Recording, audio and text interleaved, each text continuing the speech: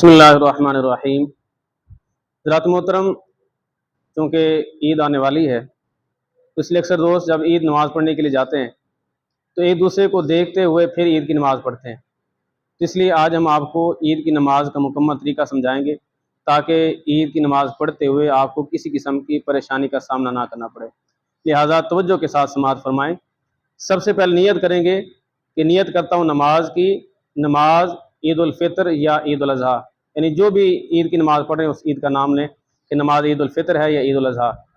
तो 2 रकत नमाज ईद उल फितर या ईद उल अज़हा वाजिब साथ 6 ज़ायद तकबीरों के, मुँह क़िबला शरीफ की तरफ, बंदगी खुदा की, और चूँकि आप इमाम के पीछे होंगे तो फिर कहेंगे पीछे इस इमाम के अल्लाहु अकबर, यानी अल्लाह अकबर कहते हुए तकबीर तहरीमा कहेंगे और हाथ बांध लेंगे।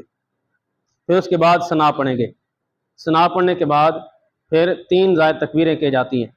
पहली मरतबा तकबीर कहते हुए हाथ छोड़ देने, फिर दूसरी मरतबा तकबीर कहते हुए हाथ छोड़ देने, फिर तीसरी मरतबा तकबीर कहते हुए हाथ बांध लेने। उसके बाद इमाम फिर तावुज़, तस्मिया, सूरह फातिहा और सूरत पढ़ेगा। फिर रुकू सुजूद करेंगे।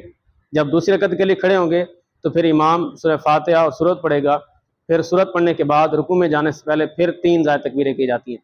पहली मरतबा तकबीर कहते हुए हाथ छोड़ेंगे, दूसरी मरतबा तकबीर कहते हुए फिर हाथ छोड़ेंगे, तीसरी मरतबा तकबीर कहते हुए हाथ छोड़ेंगे और चौथी तकबीर कहते हुए रुकू के अंदर चले जाएंगे।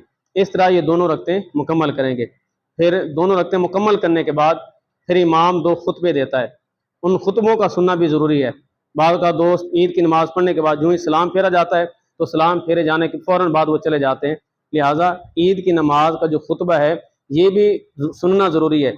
जो जुमे का खुतबा होता है वो पहले होता है और नमाज बाद में होती है, लेकिन जो ईद का खुतबा है वो नमाज पहले पढ़ते हैं और खुतबा बाद में देते हैं। अल्लाह तबारक व तआला तौफीक अमल अता फरमाए।